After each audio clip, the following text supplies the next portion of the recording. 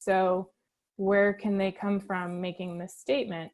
Well, B vitamins are coenzymes in that metabolism process where we're turning food into energy. So technically you need B vitamins for energy, right? But they don't actually provide energy.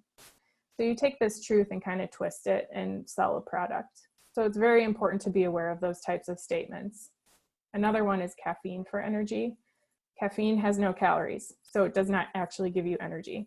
It is a stimulant, so it might make you feel energetic, but it does not provide energy. Okay. And again, I mentioned this when we talked about antioxidants, but a lot of these nutrients in food work together with other natural chemicals in food to help them with the function that they have in the body. So isolating these nutrients and putting them in a supplement may or may not have the same effect as eating that food. So the bottom line is that it's always best to eat real food, get your nutrients from that. If you have a proven deficiency or some sort of malabsorption syndrome, that's a totally different story. But in general, you know, supplements are not always necessary. Okay, so we're going to move on to some of the nutrition challenges with the myotonic dystrophy community.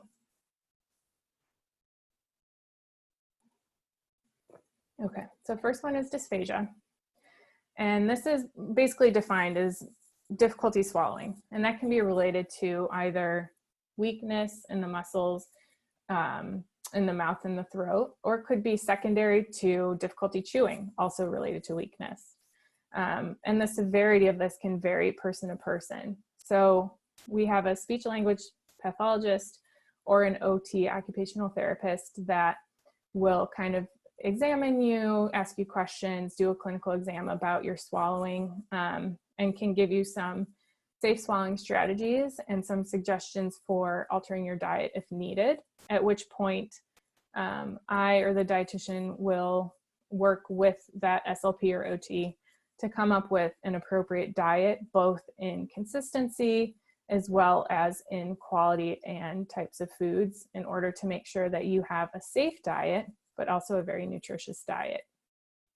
And I do want to point out that a modified diet can still be very nutritious and fun.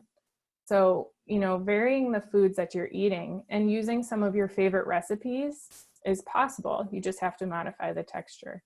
So whether that means, you know, chopping it into smaller pieces, or, you know, blending things, or adding sauces and gravies to make it softer, things like that. You don't have to completely change the way you're eating. You can still eat a lot of your favorite things. You just have to modify the texture. So getting creative, you know, is kind of important. Okay, next one is energy levels.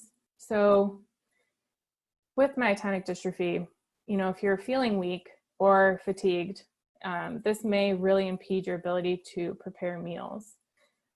You can try shortcuts like using a food processor to avoid having to chop things, using pre-made or pre-cooked foods, using, you know, for example, egg whites in a carton, things like that.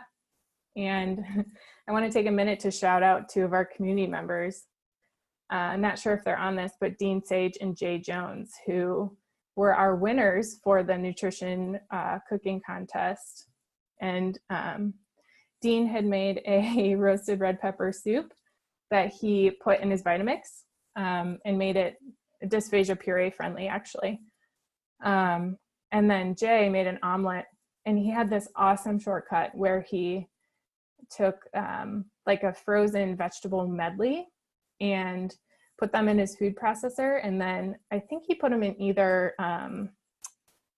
it was either ice cube trays or a muffin tin. He portioned them out and then froze them like that. So when he would go to cook, he would have these pre-portioned chopped up veggies ready to go. And it was so awesome.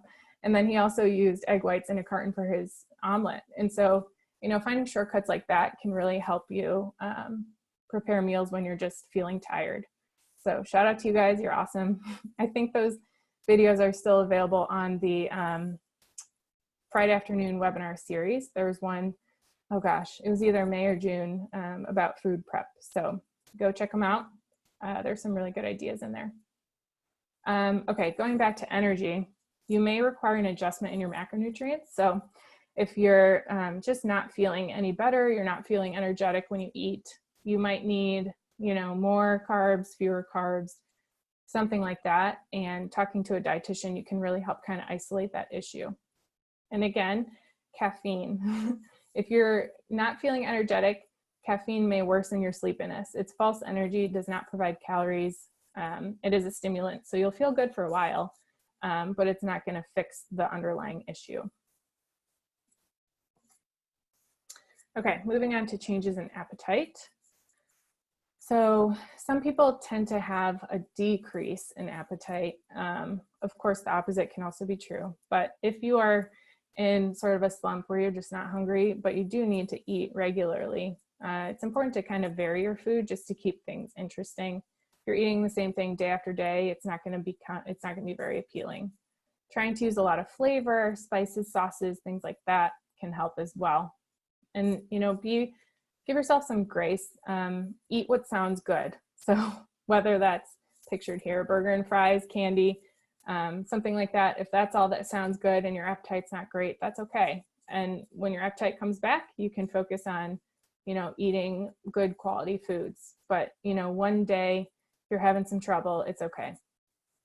If you feel like your appetite is low because of your mood and you're having some issues with that, talk to your doctor, because you have to eat. We all do. And, you know, if we can help kind of fix your mood, then that's, you know, two great things that we can do for you at once. All right, GI challenges. I hear this one a lot. We did talk quite a bit about fiber earlier, but it's important to keep in mind that you need a balance of fiber and fluid. So if you're eating a whole lot of fiber, but you're not increasing your fluid intake, it may actually have the opposite effect. It's possible that that fiber will just kind of plug you up if you don't have enough water to flush things through. So fluid needs do vary. Most adults should get at least 2 liters, which is the same thing as 8 8-ounce cups. And fiber needs